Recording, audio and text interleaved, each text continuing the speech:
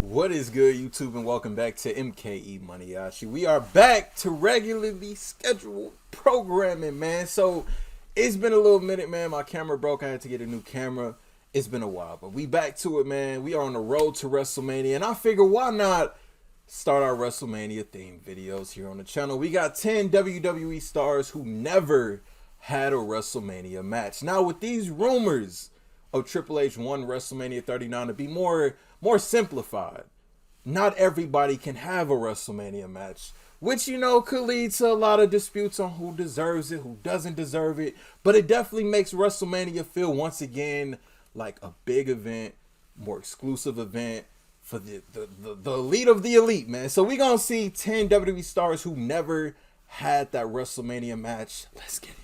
We are on the road to WrestleMania. Let's go! Which means we are in store for lots of sign pointing and the collective WWE roster praying to the sports entertainment gods that they get a match at the granddaddy of them all. WrestleMania is of course a two-night affair nowadays, and that, coupled with the ever-present battle royals and multi-team tag matches, means that most of the locker room should have a spot, if not this year, then next. That hasn't always been the case, mind, and some notable WWE stars of the past, including champions and Hall of Famers, never got the chance Jacqueline, especially, to dance on the grandest stage. I'm Adam Pachisi from Cultaholic Wrestling, and these are 10 WWE stars who never had a WrestleMania match. Join us. But first, it is time to celebrate because it's NordVPN's birthday! Number 10, Paul London and Brian Kendrick. Starting off with a 2-for-1 deal with the tag team of Paul London and Brian Kendrick, who both managed to miss out on that sweet Mania payday. London didn't make the cut for the Cruiserweight Open at WrestleMania 20, despite the rest of the division being in the match, before being relegated to the pre-show Battle Royal a year later while reigning as Cruiserweight champ.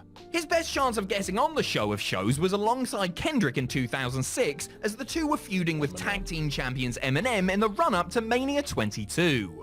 WWE neglected to book that match, which I'm sure would have been a blinder, though Mercury and Nitro were kindly thrown into the 18-man pre-show Battle Royal. Now, I've always said this. I think Vince just never liked Paul London. And, you know, to leave him off for WrestleMania 20, I remember the build-up to WrestleMania 22. Eminem, other than Big Show and Kane, Eminem was like one of the best tag teams at that time. They were one of the, and they had, you know, I say 05 leading into 06, even like throughout 06, you know, Eminem was dominant. But I feel like Vince just didn't like Paul London. I don't know what it was, you know. Of course, we know the smiley Paul London thing, but that was 07. That was after the fact.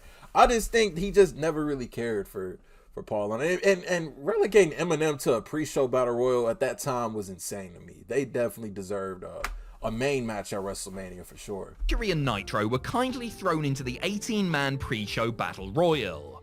Why Brian and Paul couldn't round that field out to a more traditional 20 is unknown, as is why they failed to make the bill the next year, even though they were in the midst of a record-setting tag title reign at the time. Kendrick eked into the ECW title #1 contender Battle Royal on the WrestleMania 24 pre-show, which is as good as it got for him. I'm sure he thinks it's a conspiracy.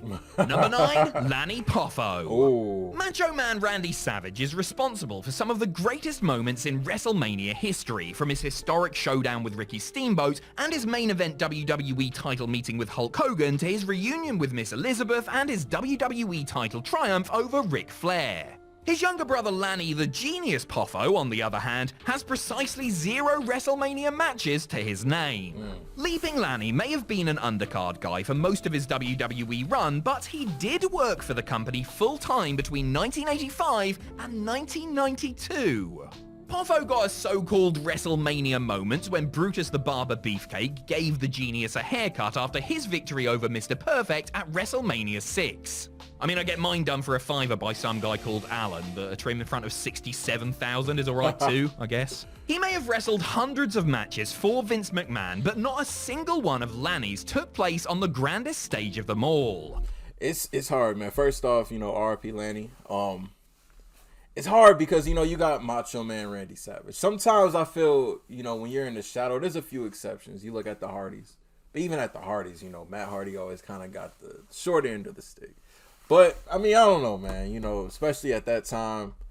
Yeah, that time it was, Looking back at the WrestleManias he was around for, it's hard to say exactly where he would have fit in, but there had to have been a battle royal or a multi-man tag match. No, I wasn't alive at this time. I was born in 1994, so I can't really fully speak on why, but that was just spot for him someplace. Number 8, Brian Pillman. Ooh. In truth, Brian Pillman only really had one shot at getting a match at WrestleMania.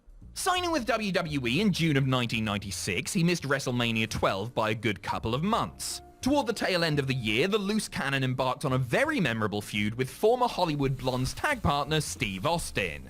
The one with the home invasion and the gunfire and all that biz. Such a deeply personal rivalry seems tailor-made to be blown off at the biggest show of the year, and WWE may well have booked Pillman vs. Austin for WrestleMania 13 had Pillman been healthy at the time. Regrettably, the ex-Horseman was damaged goods when he joined Vince McMahon's organization, having pulverized his ankle during a bad car accident a couple of months prior. It was so bad that doctors feared he would never walk again, let alone wrestle, and Pillman wasn't up for stepping into the ring, even for a major grudge match with his friend-cum-enemy. In fact, Pillman didn't return to the ring until 6 weeks after Mania, by which point it was abundantly clear that he was not the same dynamic performer he had once been. I felt bad for Brian Pillman. I watched his Dark Side of the Ring thing. I wanted to say it was last year. I felt bad for him, man, because I really felt like he could have definitely been like a huge name in the WWE for sure. It was just something, edgy about him, and I felt like it definitely would have fit with the times of the Attitude Era perfectly. You know what I mean? But yeah, it's definitely, R.I.P. Brian Pillman too, man. But it's definitely like something you just think about, like, man. Number 7, Stevie Richards. You'll see. I know y'all remember Stevie Richards. Richards is one of those former WWE stars who had a quietly great run with the company. Was he a main eventer or a world champion? Not at all. But Big Stevie Cool managed to stay employed for 9 years because he was reliable, worked hard, and could be utilized as a utility player as and when needed. Unfortunately for the former ECW Tag Team Champion, WWE didn't need him on the main card at any WrestleMania between 2000 and 2008. Well, at least not as a wrestler. Richards did get to walk that aisle as a manager, however, accompanying his Right to Censor brethren into battle at WrestleMania X7, as well as seconding Women's Champion Victoria at 19. The closest Stevie himself got to having a WrestleMania match was in 2006 and 2008. WrestleMania 22, okay. Because I know WrestleMania 21 also had the Battle Royal on the pre-show, in which Booker T was in that Battle Royal, and I'll never forget that. Closest Stevie himself got to having a WrestleMania match was in 2006 and 2008, when he competed in the pre-show Battle Royals. He didn't win either, in case you were wondering. An often overlooked workhorse, Richards was never seriously pushed as a singles act, or in a tag team for that matter, so it's difficult to imagine a program that would result in a match for him at the big dance. And that's the thing, though. It's like being a company guy sometimes, like, is it worth it? Is it worth it? Number 6, Spike Dudley. Oh, Spike. A man of a couple of WrestleMania moments, but no match for himself, Spike Dudley seemingly never found himself in a meaningful storyline or feud whenever the showcase of the Immortals was on the horizon. He certainly played a part in the epic TLC 2 at WrestleMania X7, interfering. I feel like that was a good spot for Spike. I never like looked at Spike and been like, oh, this guy's gonna be a world champion. You kind of look at him as like a crash dummy, stunt double, kinda. On behalf of the Dudley boys and taking out Christian with a Dudley dog through a table before having his eggs scrambled by a chair-wielding Lita. A year later, Spike ran interference again, this time meddling in the hardcore title match between Maven and Goldust and pinning the Tough Enough winner for the belt. He duly lost it to the Hurricane in a backstage segment not long after. The runt of the Dudley litter had no chance of making the card for the stacked WrestleMania 19 and was in mid-card limbo when Mania 20 rolled around. Had he been a member of the SmackDown roster at the time, he probably would have gotten into the Cruiserweight Open, but his big move to the blue brand happened weeks later.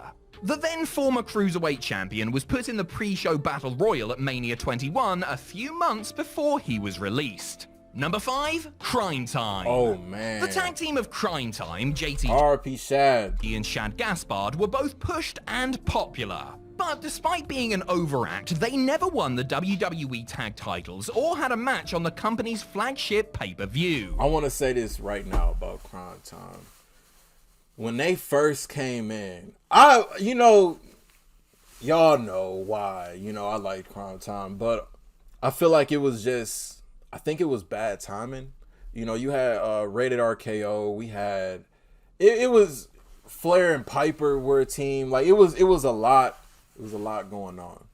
And I just feel like, even though they've been a team for years, it's always just been bad timing as far as like the tag team division. I feel like nowadays, would have been different. I think it was just bad timing at that time. Debuting in the fall of 2006, Crime Time's first chance to get in on the act was at WrestleMania 23, but they were only used as lumberjacks for the pre-show tag match between the teams of Ric Flair and Carlito and Gregory Helms and Chavo Guerrero. Yeah. They did pop up again later on in the backstage segment, which I guess, but it's nothing like being in the ring, being show for a bizarre skit involving an assortment of legends. After being released in September of 2007, Crime Time resurfaced the day after WrestleMania 24 and were directionless come Mania 25. Both members were involved in the pre-show Battle Royal at WrestleMania 26, where Shad actually eliminated JTG, foreshadowing their breakup on the following episode of SmackDown. Shad was released later in the year, while JTG got one more pre-show Battle Royal appearance at WrestleMania 27, after which he took to hiding from John Laurinaitis in catering. Why did I answer that phone? Gaspard, of course, posthumously got his WrestleMania recognition as a recipient of the Warrior Award. His heroic final acts were worth more than 1,000 WrestleMania matches. Facts. Number 4. Facts. Big facts on that. Big facts on that. Acts were worth more than 1,000 WrestleMania matches. Hero. Number 4, the Hurricane. Stand back, there's a WrestleMania virgin coming through. We've already mentioned him in this list, so he's at least been close to the main show, but Shane Hurricane Helms has never had a match on Mania itself. He certainly got some face time at WrestleMania 18, with the hardcore title shenanigans going on throughout the course of the show. The Caped Crusader was absent at 19, notwithstanding the fact he got a famous victory over The Rock on the way there. The Great One and the Green One crossed paths once more at WrestleMania 20, albeit only during The Rock's pre-match backstage promo. The Masked Man was thrown into the R.P. Rosie pre-show Battle Royal at Mania 21, missed out completely at 22, and then finally got a match at 23. On the pre-show, that is. But at least he got to share the ring with Ric Flair, right? That, being in the ring with Ric Flair, and also I say, even if it's a pre-show, I feel like if I was a wrestler, that would be an honor. That would definitely be an honor. Just to even be in the match, whether it's only for 10 seconds in a Battle Royal or a 5-minute tag team match, like, I would gladly take that. 23. On the pre-show, that is. But at least he got to share the ring with Ric Flair, right? Come to mention it, how mental is it that the freaking Nature Boy couldn't get on the main card in 2007, yet Kevin Thorne and the Great Khali could? Number 3, Lance Storm. If I could be serious for a minute, and let's be honest, I probably can't, it is a crying shame that Lance Storm never got an actual match at WrestleMania. And it's so crazy because it was some pretty good technical wrestlers around back at the time when Lance Storm was there, and they made the card, but I don't know, maybe it just wasn't I don't know. The Canadian technician joined WWE following the sale of WCW in early 2001. And that too, we've seen a lot of WCW stars kind of fall victim to the, Booker T, Scott Steiner, Lance Storm, yeah. Too early for a bout at the locked-in WrestleMania X7, but his upward trajectory suggested he may play a part in Toronto the following year. Not quite. Lance did wrestle on the nights, but only made the pre-show portion of proceedings, tagging with Test and Mr. Perfect against Rikishi, Albert and Scotty 2 Hotty for a match broadcast on Heat. A year later, for WrestleMania 19, Storm was bumped off the main card and put once again on Heat in order to make room for the Miller Lite Catfight Girls and a mini Limp Bizkit concert. No, honestly. Lance, Chief Morley, aka Val Venus, Kane and Rob Van Dam must have been furious that their World Tag Team title bout was relegated, especially since it directly impacted their pay packet for the night. This was just horny. Storm didn't make the grade for WrestleMania 20 and actually had the last match of his full-time WWE run 5 days after the event. Number 2, Jacqueline. Jacqueline Moore accomplished a hell of a lot during her trailblazing WWE career. Between 1998 and 2004, she won the women's title, the cruiserweight title, and competed on some historic pay-per-views in high-profile matches. She did not, however, get to ply her trade at WrestleMania. The first Mania that Jackie would have been eligible for was the messy WrestleMania 15, where the women's title was on the line in a match between Sable and Tori. Moore herself lost the title to Stephanie McMahon on the WrestleMania 16 Go-Home edition of SmackDown. There would be no rematch at the Show of Shows, but there would be a catfight between Miss Kissy and Terry Runnels, just in case you were worried that the women's division wasn't fairly represented.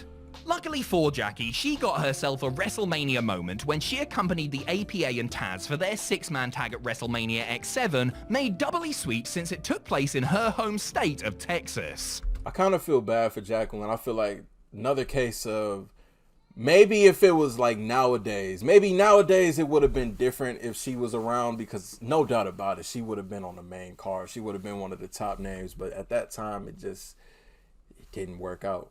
Just bad timing. She refereed the pre-show 6-man before Mania 18, but that was it until she got her due as the first black female WWE Hall of Fame inductee 14 years later. Number 1, Shane Douglas.